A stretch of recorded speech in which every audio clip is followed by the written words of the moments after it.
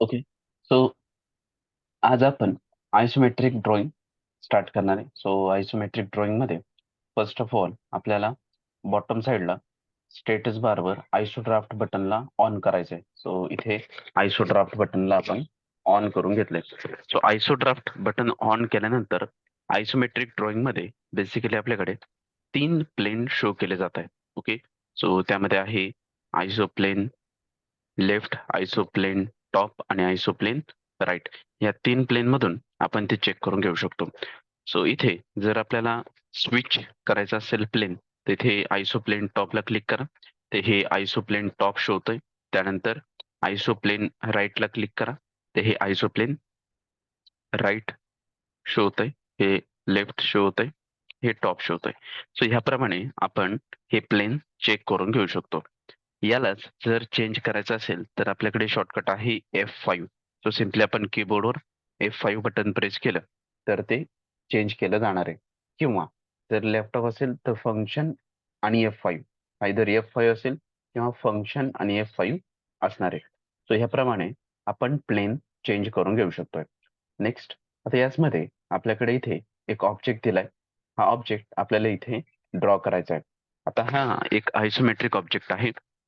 यामध्ये जर आपण डायमेन्शन्सचा विचार केला तर इथे आपल्याला साधारणतः 10 इथे हाईट आहे, 35 ही हाईट प्रोव्हाइड केली आहे, 40 ची डेप्थ आहे, 15, 15, 15 चे हे 3 सेक्शन आपल्याला प्रोव्हाइड केले आहेत आणि 15 चा इथे रेडियस आपल्याला प्रोव्हाइड केलाय. सो फर्स्ट ऑफ ऑल आपण एक सिमेट्रिकल फेस यामध्ये कन्सिडर करूया. सो हा जो काही फेस दिसतोय हा एक सिमेट्रिकल फेस आहे. या बाजूने आपण ऑब्जेक्ट ड्रॉ करणार आहे. सो ह्या फेसचा जर विचार केला तर आपण AutoCAD मध्ये तो फेस चूज करून घेऊया. सो इथे आपण आयसोप्लेन लेफ्ट हा फेस चूज करतोय, जेणेकरून आपल्याला हा सिमेट्रिकल फेस त्यावर क्रिएट करता येणार आहे. सो इथे फर्स्ट ऑफ ऑल आपण युनिट सेटअप करतोय. सो UN स्पेस यामध्ये आपण मिलीमीटर चूज करतोय, प्रेसिजन घेऊया 0 आणि याला ओके केलंय.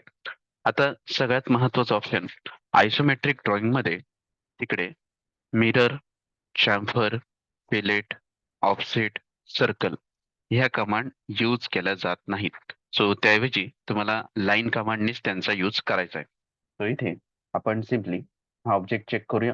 त्याची जी काही हाईट आहे ती आहे 35. इथे 15चा एक लाईन आहे, 10 ची लाईन आहे, देन अगेन 15, 10, 15 आणि देन अगेन 35. सो याप्रमाणे आपण लाईनचा यूज करून या ऑब्जेक्टला ड्रॉ करणार आहे.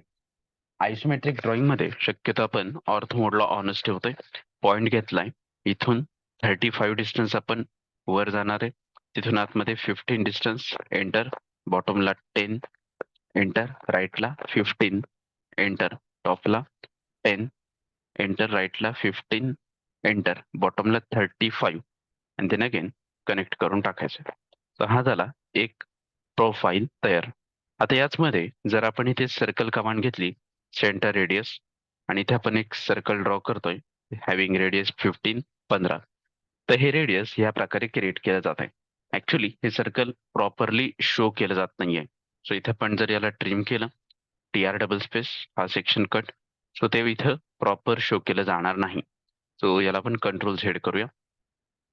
सो जर आयसोमेट्रिक ड्रॉइंग मध्ये तुम्हाला सर्कल क्रिएट करायचं असेल तर सिम्पली तुम्हाला इलिप्स मध्ये जायचंय. त्यामध्ये ऍक्सिस एंड हा सर्कल इलिप्स सिलेक्ट करायचा आहे आणि ऍक्सिस एंड मध्ये इथे आपल्याला कमांड लाईनवर आयसो सर्कल नावाचा ऑप्शन दिसेल. सो त्या आयसो सर्कलला सिलेक्ट करायचं आहे. इथे आपण पॉईंट देऊया, सेंटर पॉईंट, आणि याचा रेडियस घेतोय 15. एंटर बटन प्रेस केलं, याला इथे ट्रिम करून टाकूया, TR डबल स्पेस. सो हा झालाय ट्रिम. आता हा एक प्रोफाईल आपण तयार करून घेतलाय. हाच प्रोफाईल आपल्याला बॅक साईडला घेऊन जायचा आहे 40 डिस्टन्सवर. सो इथे आपण सिम्पली याला सिलेक्ट करूया, copy, CO space, then base point द्यायचा आहे. तर बेस पॉईंट घेतल्यानंतर तो ऑब्जेक्ट आपल्याला बॅक साईडला घेऊन जायचा आहे. बट इथे प्रॉब्लेम होतोय की तो ऑब्जेक्ट बॅक साईडला जात नाहीये. सो जसा आपला ग्रीड असेल त्यानुसारच ऑब्जेक्ट मूव्ह केला जाणार आहे. सो आपला ग्रीड व्हर्टिकल आहे, सो तो व्हर्टिकली असा मूव्ह केला जाऊ शकतो किंवा फ्रंट आणि बॅकला मूव्ह केला जाऊ शकतो. तो बॅक साईडला इकडे जाणार नाहीये परपेंडिक्युलर डिस्टन्स मध्ये. सो त्यासाठी तुम्हाला ग्रीड चेंज करावी लागेल. सो ग्रीड चेंज करण्याकरता अगेन आपण F5 बटन प्रेस करतोय आणि इथे बॅक साईडला घेऊन जातोय. सो याचं जे काही डिस्टन्स आहे ते बेसिकली आहे 40. सो इथे आपण 40 डिस्टन्सने त्याला कॉपी करून घेतलंय. सो इथेच आपण परत एक लाईन क्रिएट करतोय. फर्स्ट पॉईंट, सेकंड पॉईंट हा कनेक्ट केलाय आणि याला तिथे कॉपी करून टाका. ते आपण ऑर्थो मोडला ऑफ करूया, जेणेकरून कॉपी इझिली आपल्याला करता येईल. सो इथे फर्स्ट पॉईंट. आता जे लाईन्स तुम्हाला आयसोमेट्रिक ड्रॉइंग मध्ये दिसत आहेत तेवढेच लाईन्स आपण ड्रॉ करणार आहेत. सो सेकंड लाईन, थर्ड, तर इथली लाईन आपल्याला शो केली जाणार नाही. सो ती लाईन आपण ड्रॉ करत नाहीये. इथली लाईन आपल्याला शो केली जातीये, ती लाईन आपण ड्रॉ करतोय याप्रमाणे. सो इथे लाईन शो होणार आहे. इथे आतली लाईन शो केली जाणार नाही. सो इथे आपण ड्रॉ करत नाहीये. हा झाला सेट. आता याचमध्ये इथे जर बघितलं तर हा बाहेरचा भाग फक्त आपल्याला दिसणार आहे, आतला भाग दिसणार नाही. सो याला आपण ट्रिम करून टाकूया. TR double space. सो हे ट्रिम करून घेतलंय. त्यानंतर जे प्रोफाईल आपल्याला दिसणारच नाहीये ते फर्स्ट डिलीट करून टाका. सो जसं ही पूर्ण प्रोफाईल आपल्याला दिसणार नाहीये, सिलेक्ट केली आणि डिलीट केली आहे. त्यानंतर ही लाईन दिसणार नाही, सिलेक्ट केलं, डिलीट केलंय आणि यालाच आपण परत एकदा ट्रिम करून घेतोय. सो हे झालंय ट्रिम. सो हा झालाय एक ऑब्जेक्ट कम्प्लीट. आता याचमध्ये याला आपण ग्रीड मोडला टेम्पररी ऑफ करूया आणि ह्या ऑब्जेक्टला चेक करूया. थोडा हा ऑब्जेक्ट आपण मूव्ह करून घेतोय याप्रमाणे. तो हा झालाय तो ऑब्जेक्ट क्रिएट. आता यानंतर आपण डायमेन्शन्स क्रिएट करून घेऊया. सो डायमेन्शन करण्याकरता आपण इथे Ctrl 1 प्रेस करतोय. ऑब्जेक्टचा कलर चेंज करून टाकूया. समथिंग आपण त्याला रेड कलर मध्ये घेतोय आणि line weight, so line weight something 0.3 घेतोय आणि लाईन वेटला इथे आपण ऑन करून घेऊया. हा झालाय सेट. नेक्स्ट. आता याचमध्ये आपल्याला डायमेन्शन्स चेक करायचे.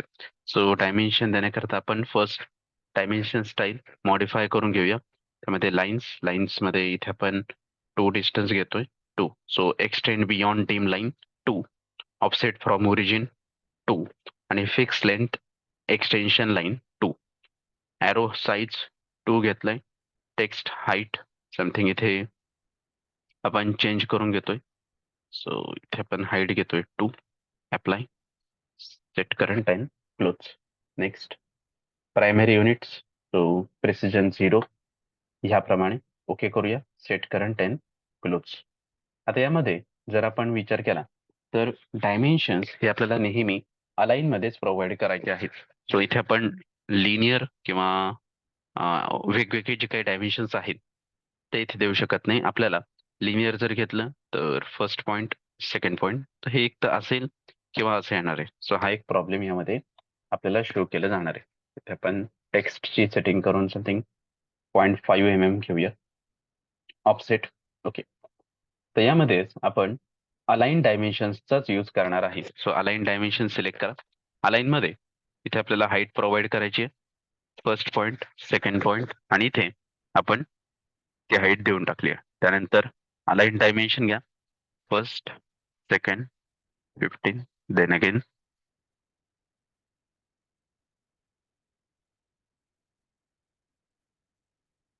याप्रमाणे इथे आपल्याला डायमेन्शन प्रोव्हाइड करायचे 40, 15, डेप्थ